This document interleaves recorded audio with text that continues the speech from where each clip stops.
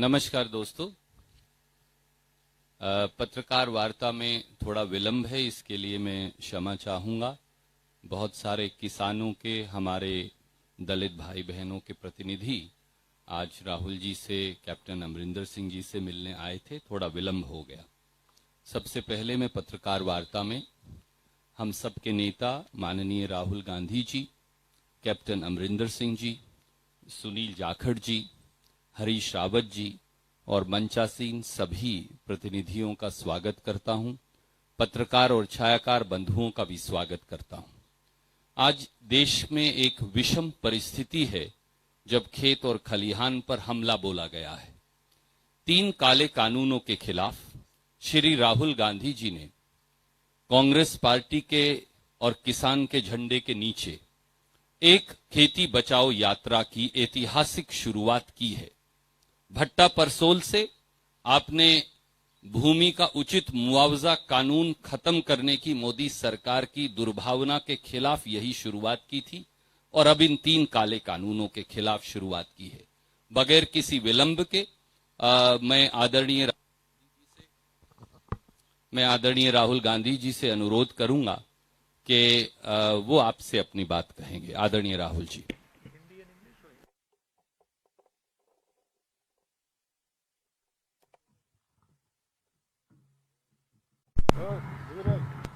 धन्यवाद रणदीप जी, अमरिंदर सिंह जी, झाकड़ जी, प्रनीत कौर जी, कांग्रेस पार्टी के हमारे सीनियर नेता हरीश रावत जी, प्रेस के हमारे मित्रों, आप सबका यहाँ बहुत बहुत स्वागत।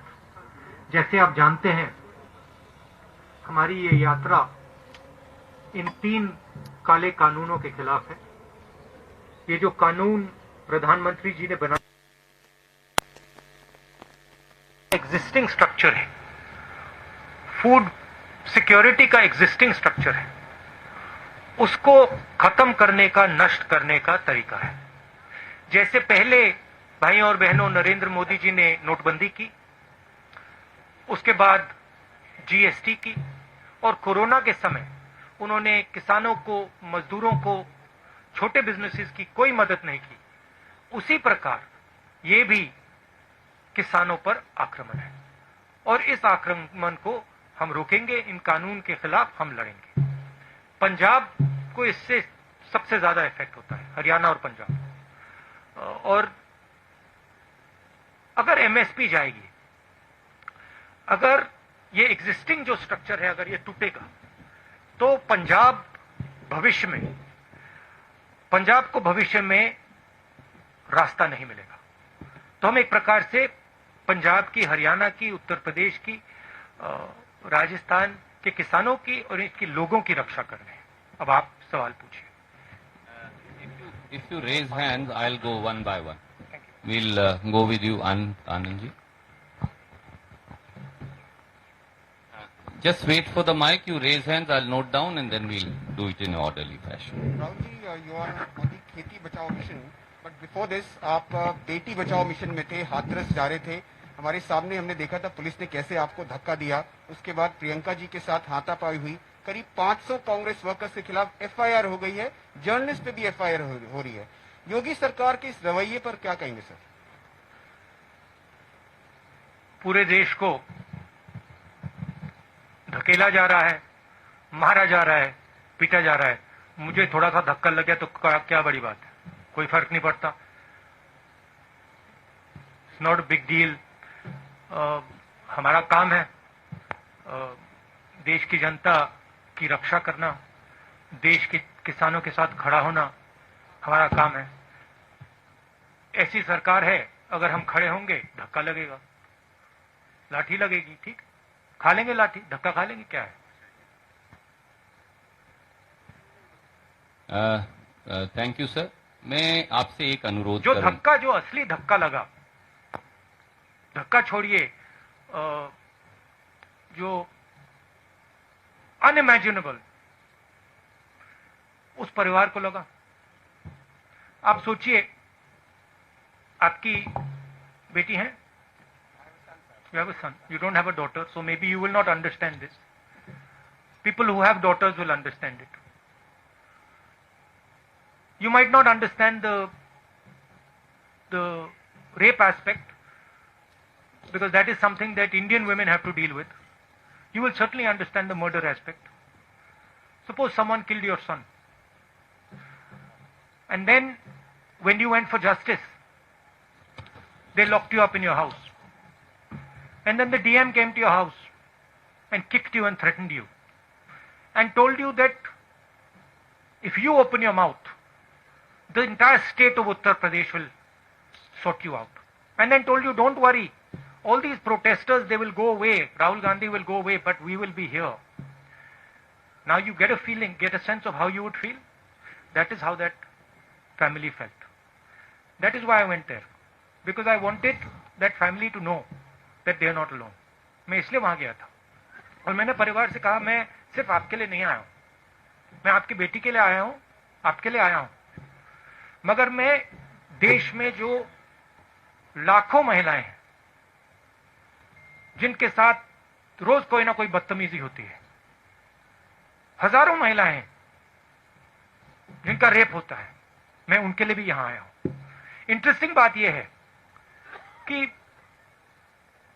बच्चे का रेप होता है, मर्डर होता है, पूरा एडमिनिस्ट्रेशन परिवार पर आक्रमण करता है और देश के प्रधानमंत्री एक शब्द नहीं कहते. इंटरेस्टिंग बात है. Thank you sir. May I make one request. आप कोई भी प्रश्न पूछ सकते हैं, स्वागत है, क्योंकि राहुल जी ने सुओमोटो में 3 किसान बिलों की आपसे चर्चा की है. पहले उससे जुड़े सवाल ले लें और फिर कोई और प्रश्न हो तो वो लेंगे. Raman ji from News 24. Sir, I have noted down. I am going to come to sir, जो एवरीवन. किसान के 3 अध्यादेश के बारे में आप लगातार जिक्र करते हैं कि इसको केंद्र सरकार ने बिना किसानों से सलाह मशविरा किए, बिना पॉलिटिकल पार्टीज को कॉन्फिडेंस में लिए पास करवा दिया. अब चूंकि पंजाब में, हरियाणा के कुछ भागों में भी आंदोलन हो रहा है, लेकिन नरेंद्र मोदी या उनकी सरकार के लोग हमेशा इसका मजाक उड़ाते हैं. वो कहते हैं कि राहुल गांधी ट्रैक्टर यात्रा कर रहे हैं, लेकिन ट्रैक्टर पर गद्दा लगा कर यात्रा कर रहे हैं. वो किसानों की क्या बात करेंगे? और अगर वाकई किसान परेशान हैं देश के दूसरे हिस्सों में, वहां कोई बात क्यों नहीं करता, वहां कोई आंदोलन क्यों नहीं हो रहा? देखिए, बात क्या है. पहले आपने स्मॉल एंड मीडियम बिजनेस पे आक्रमण किया, उनको आपने खत्म कर दिया. फिर आपने जीएसटी, कोविड के समय आपने अपने 2-3 मित्रों की मदद की, लाखों करोड़ रुपए आपने उनका माफ कर दिया. मजदूर घर पैदल जा रहे थे हजारों किलोमीटर, पानी नहीं था, भोजन नहीं था, आपने एक शब्द नहीं बोला. उनको आपने वार्निंग ही नहीं दी, एक दिन वार्निंग नहीं दी. कमरे में बैठे आपने कहा लॉकडाउन होगा, लॉकडाउन कर दिया, मर गए वो. 100-200 लोग वैसे ही मर गए. आपने जो देश की रीढ़ की हड्डी है, जो इस देश को रोजगार देती है, स्मॉल एंड मीडियम बिजनेसेस को खत्म कर दिया है.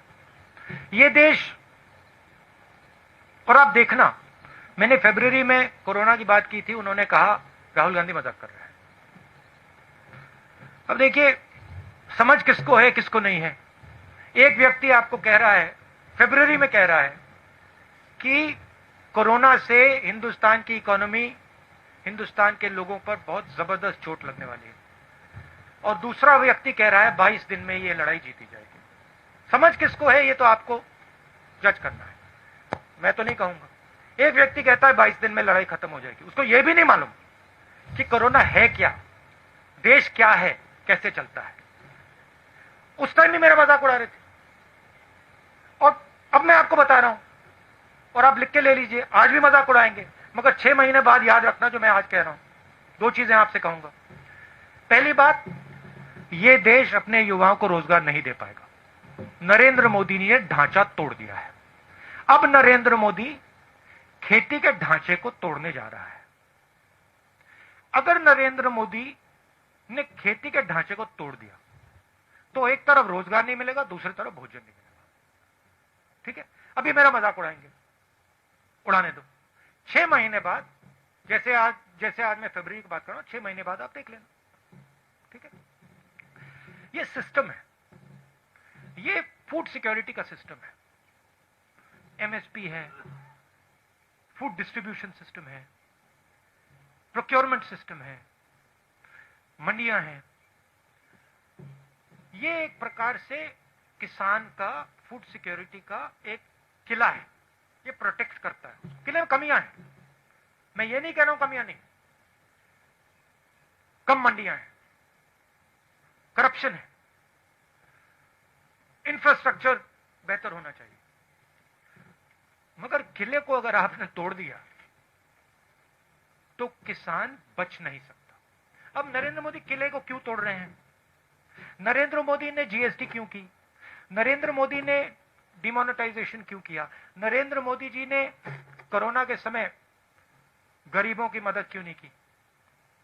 2 नाम दे सकता हूं आपको, अंबानी, अदानी। ये ट्रायंगुलर ग्रुप है, अदानी, मोदी, अंबानी। और नरेंद्र मोदी का काम रास्ता साफ करने का है। उनको ऑर्डर दिया गया है कि स्मॉल एंड मीडियम बिजनेसेस को खत्म करो, किसानों को खत्म करो, मजदूरों को खत्म करो और हमारे लिए रास्ता खोलो। अब मजाक कौन कर रहा है ये आपको डिसाइड करना है। Raman ji, I'll come back to you. We have to. I'll come back to you. We'll give you a second एक question. सेकंड, क्या भाई?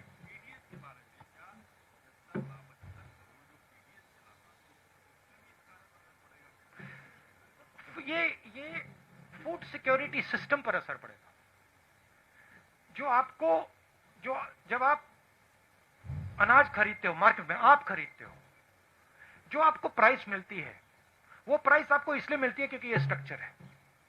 जब गरीब व्यक्ति को राशन दिया जाता है, वो राशन इसलिए दिया जाता है क्योंकि ये स्ट्रक्चर है। अगर आप स्ट्रक्चर को ही तोड़ देंगे तो आने वाले समय में आपसे भी ज्यादा पैसा लिया जाएगा। सिर्फ देखिए, लोगों ने कहा हां ठीक है, जीएसटी कर दी तो हमारा क्या नुकसान है? स्मॉल मीडियम बिजनेसेस को नुकसान होगा, मगर जो कंज्यूमर है उसको क्या नुकसान होगा? बट नुकसान होगा, क्योंकि जब वो कोलैप्स करेगा आप कोलैप्स करोगे। तो हिंदुस्तान में सब चीजें कनेक्टेड है, और अगर आप एक चीज को छुओगे तो दूसरी चीज पे इफेक्ट पड़ेगा। मैं दूसरा उदाहरण देता हूं। नरेंद्र मोदी जी ने कहा हिंदुस्तान की जमीन किसी ने नहीं ली, सुना होगा आपने। ऑपोजिशन लीडर्स को कहा हिंदुस्तान की जमीन किसी ने नहीं ली। 1200 स्क्वायर किलोमीटर चाइना ने हमारी जमीन ले रखी है। कैसे ली? क्योंकि चाइना को मालूम है कि यह व्यक्ति जो ऊपर बैठा है यह सिर्फ अपनी इमेज की रक्षा करता है। यह अपनी इमेज बचाने के लिए 1200 स्क्वायर किलोमीटर जमीन हमें दे देगा।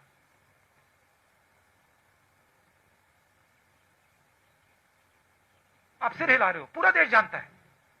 आर्मी के किसी भी सिपाही से, जनरल से पूछ लो, आपको बता देगा कि नरेंद्र मोदी ने अपनी इमेज बचाने के लिए देश को झूठ बोला। भारत माता की बात करते हैं, भारत माता के 1200 स्क्वायर किलोमीटर नरेंद्र मोदी ने चाइना को दे दिए अपनी इमेज बचाने के लिए। रियलिटी है, मानो ना मानो।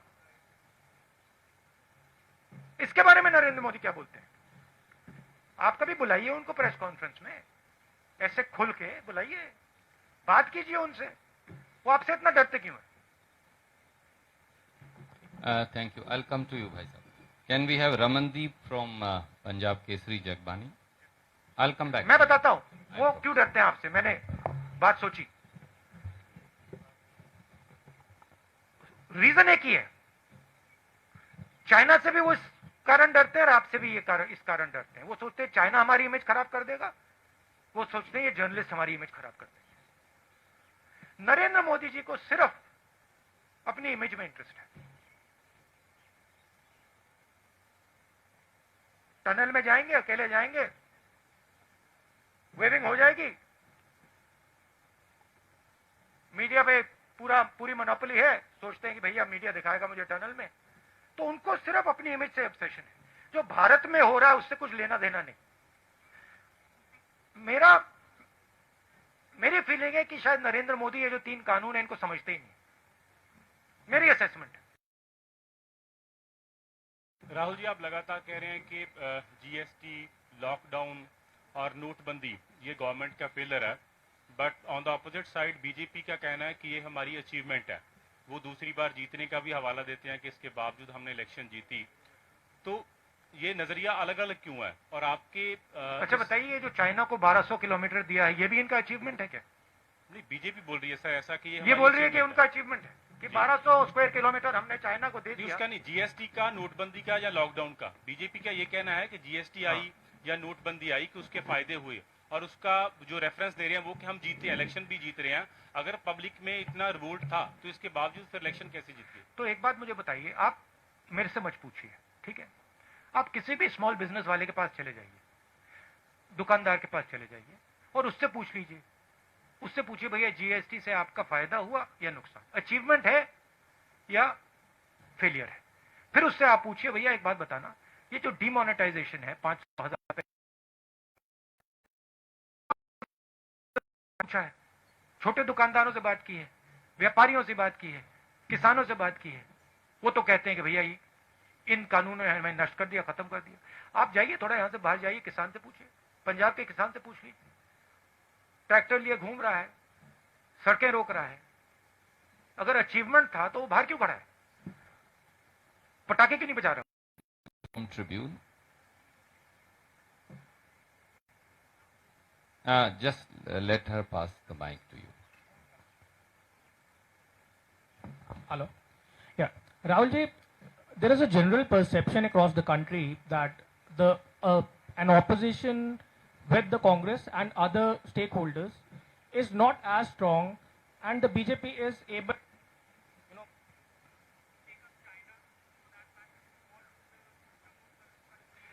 Can you put the mic?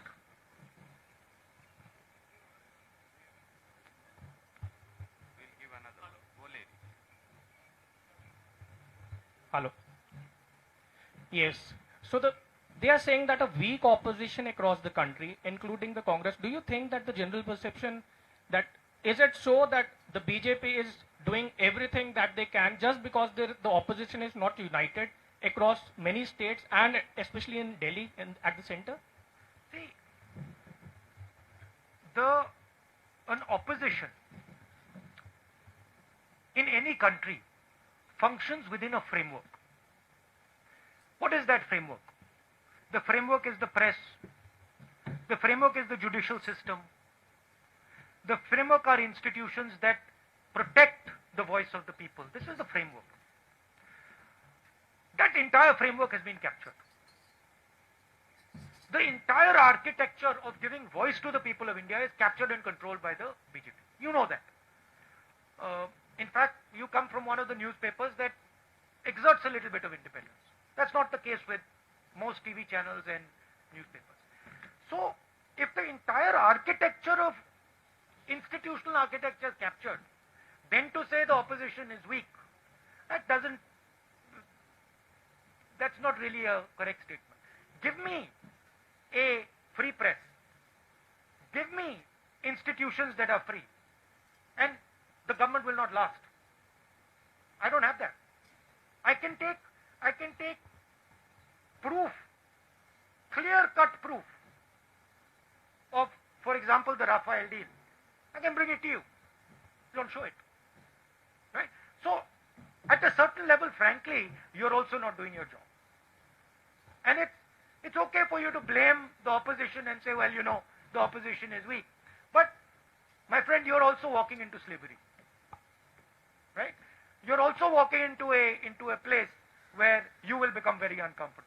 I'm fighting for it. You in your own way, I'm sure, are also fighting for it. But it is a bigger thing that has happened. Today,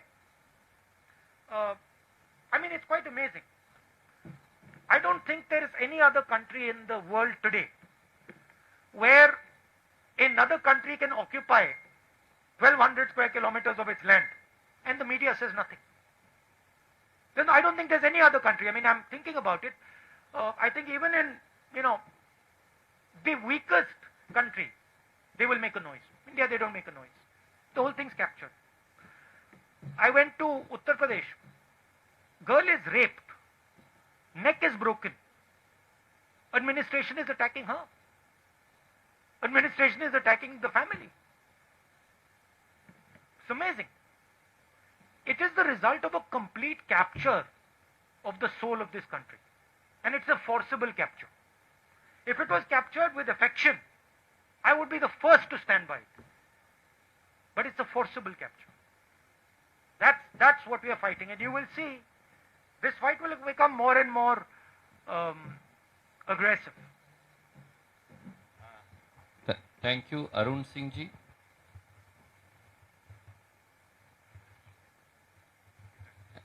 And then Gurpreet Singh Chattha ji from Ajit thereafter. Hello Rahul ji, आप उत्तर प्रदेश गए, आप पंजाब आए हैं, आप lockdown के दौरान taxi driver से बात कर रहे थे। आप जब भी कहीं जाते हैं, किसी इशू को उठाते हैं, बीजेपी की तरफ से एक वर्ड है पॉलिटिकल टूरिज्म। आपको ऐसा लगता है कि जब आप किसी कॉज को, किसी इशू को हाईलाइट करने की कोशिश करते हैं तो उससे डेविएट करने के लिए पॉलिटिकल टूरिज्म की बात आप करिए। अब उत्तर प्रदेश सरकार ये कह रही है कि एक इंटरनेशनल साजिश है यूपी सरकार को बदनाम करने की, जो कुछ हो रहा है वहां पर हाथरस में। या यहाँ पर आपसे सवाल ये पूछा जा रहा था कि गद्दी लगी थी, आप उस ट्रैक्टर पे बैठे थे। नहीं, मगर ये सवाल कभी नहीं पूछा जाएगा कि नरेंद्र मोदी ने 8,000 करोड़ रुपए के लिए 2 हवाई जहाज क्यों खरीदे। $1 बिलियन, 8,000 करोड़, उसमें कुशन छोड़िए, उसमें तो पलंग है पूरा। मतलब एक पलंग नहीं, 50 पलंग होंगे उसमें। ये नहीं कहते कि भैया हमारा जो प्रधानमंत्री है उसने 8,000 करोड़ रुपए का जहाज खरीदा। क्यों? क्योंकि उसके मित्र ट्रंप के पास जहाज है 8,000 करोड़ का, तो उसे भी चाहिए।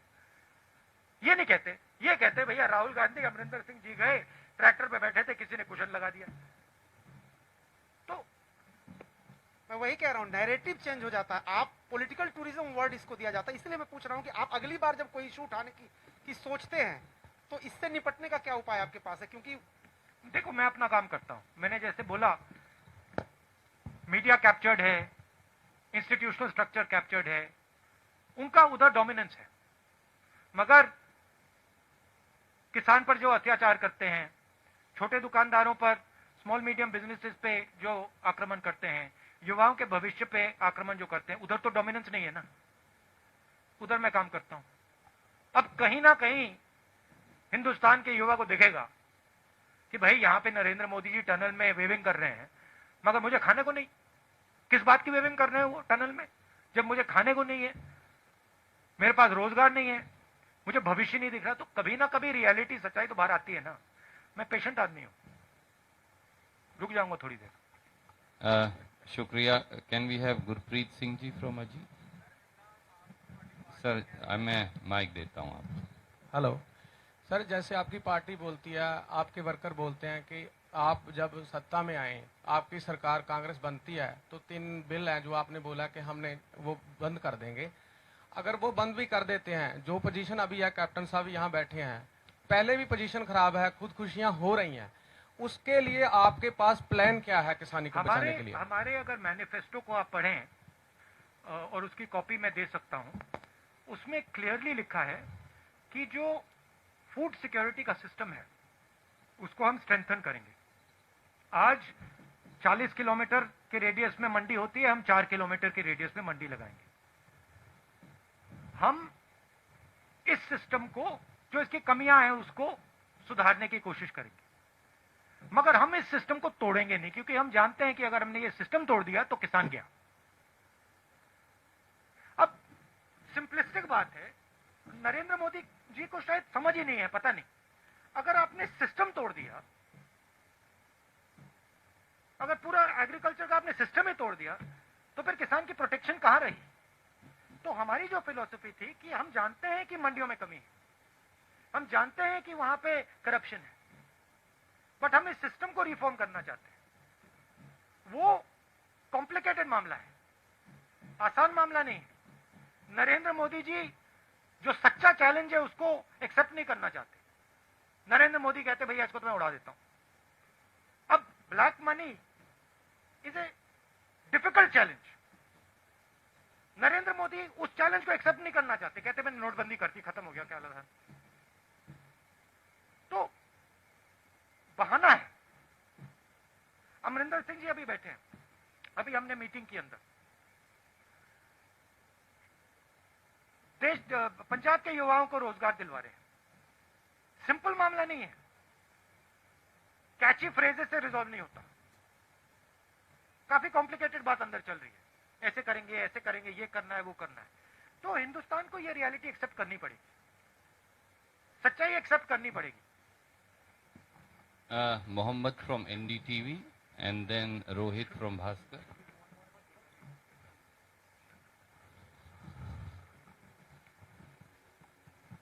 So you have been mentioning in your speeches that you will save the federal structure. You are fighting this for saving the federal structure. In 1970s, the Punjabi Suba movement in Punjab was also for strengthening the federal structure, and it was crushed, and partly it is blamed on Congress party also. So why Punjab and Punjabis should trust you on this?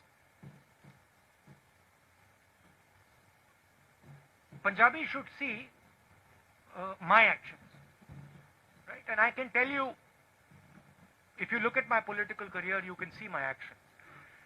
Don't just look at my words. I came to Punjab, and I've learnt a lot from the Punjabi people. In fact, if you were to ask me, you have given me more than I have given you. So I have in a sense, a debt to you. Qarz hai. So in my mind, I believe that the people of this state, they have a particular spirit. That spirit has taught me quite a lot.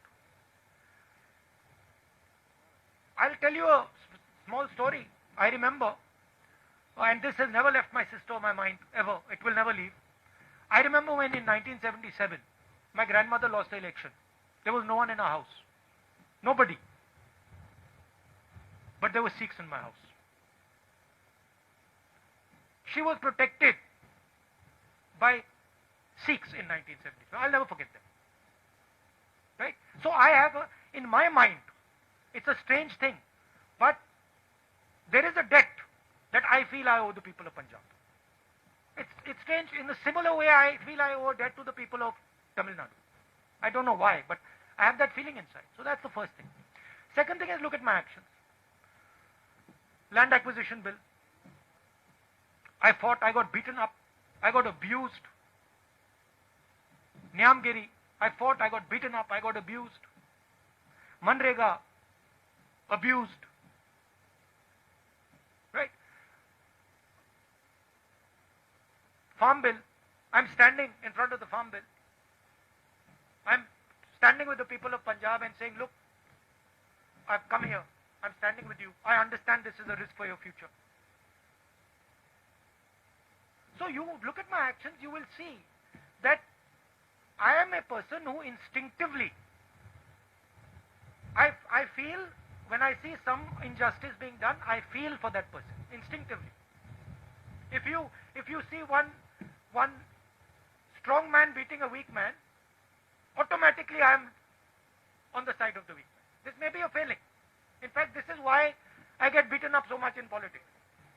It might be a feeling here. Every time I'm also thinking to myself, yeah, why? But I have that inside me. If I feel that injustice is being done to Punjab, I'll be standing on Punjab side, no matter what.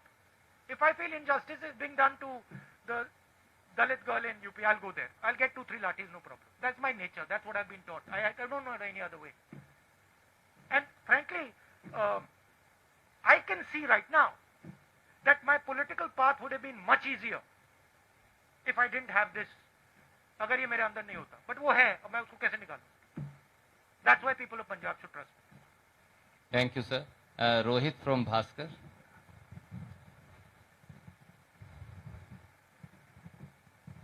Rahul ji, मेरे आपसे 2 सवाल हैं। एक पहला सवाल है कि जो किसानों के 3 ये जो अध्यादेश आए हैं, इसमें 15 करोड़ किसान ही नहीं 75 करोड़ पीडीएस लाभार्थी भी प्रभावित होंगे। इस पे आपका क्या कहना है? दूसरा, मोदी जी ये कहते हैं कि भाई ये जो अध्यादेश आ रहे हैं इससे किसानों को फायदा होगा, मंडी नहीं खत्म होगी, तो फिर दिक्कत क्या है? अगर किसानों को फायदा होता तो नरेंद्र मोदी जी ने पार्लियामेंट हाउस में डिबेट क्यों नहीं कराई? उधर वो भी बोलते, हम भी बोलते। अगर फायदा होता तो कोरोना के समय जब वो जानते हैं कि किसान बाहर नहीं आ पाएगा, हम हरियाणा जा रहे हैं, आज सरकार कह रही है कोरोना का समय, जब वो जानते हैं कि किसान रेजिस्ट नहीं कर पाएगा, तो उन्होंने ये बिल क्यों पास किया?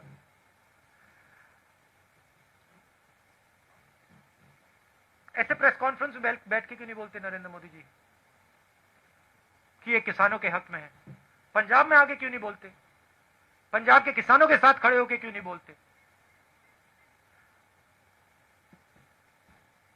पहला सवाल, जैसे मैंने कहा, ये एक सिस्टम है। ये सिस्टम हिंदुस्तान का फूड सिक्योरिटी का सिस्टम है। इससे सिर्फ किसानों को नुकसान नहीं होगा, इससे कंज्यूमर का भी नुकसान होगा। एंड में किसान की जमीन जाएगी, उसको सही दाम नहीं मिलेगा। नरेंद्र मोदी जी कहते हैं मंडी की कोई जरूरत नहीं। हजारों मंडी है हिंदुस्तान में, मंडियों में वर्कर्स काम करते हैं, स्मॉल ट्रेडर्स हैं, किसान जाता है, लोडर्स होते हैं, लाखों में होंगे हिंदुस्तान में। उनका क्या होगा? अंबानी जी, अदानी जी ऑटोमेट कर देंगे, मशीनें लगा देंगे। ये जो लाखों लोग हैं जो आज एग्रीकल्चरल सिस्टम में काम करते हैं, इनका क्या होगा? ये सब गुलाम बनेंगे। तो ये रियलिटी है। Thank you sir. अब एक बात, आप सबका बहुत बहुत धन्यवाद। आपने मुझसे इतने सवाल पूछे, मगर इनको तो आपने स्कॉट फ्री छोड़ दिया। तो इनसे भी 2-3 सवाल पूछ लीजिए। आदरणीय अमरिंदर सिंह जी, विशाल भाई, please take the mic. Sir, आप दोनों से ही है। नरेंद्र मोदी कहते हैं कि इच्छा शक्ति की कमी थी, इसीलिए उन्होंने 3 जो बिल थे वो लागू कर दिए जब टनल पे गए थे। तो उसके बाद क्योंकि पिछली सरकारें इनको लागू नहीं कर पाई थी और लगातार ही सवाल खड़े हो रहे हैं, चाहे स्टेट का मैनिफेस्टो, इलेक्शन मैनिफेस्टो था, चाहे 19 में आपका मैनिफेस्टो था, कि एपीएमसी एक्ट को आपने बड़े जोर शोर से वहां पे उठाया था। तो क्या लगता है कि आने वाले समय में इसको पूरी तरह डिमोलिश कर दिया जाएगा, या अभी भी आप मैनिफेस्टो के ऊपर खड़े हुए हो? देखिए, हमारे मैनिफेस्टो में क्लियर था कि हम एग्रीकल्चरल सिस्टम को डेवलप करेंगे। अगर आप 4 पॉइंट्स थे शायद, उसमें अगर आप पॉइंट्स देखें तो उसमें हमने कहा था हम फार्मर्स मार्केट डेवलप करेंगे। उसमें हमने कहा था कि हर 4 किलोमीटर हमें हम मंडी लगाएंगे।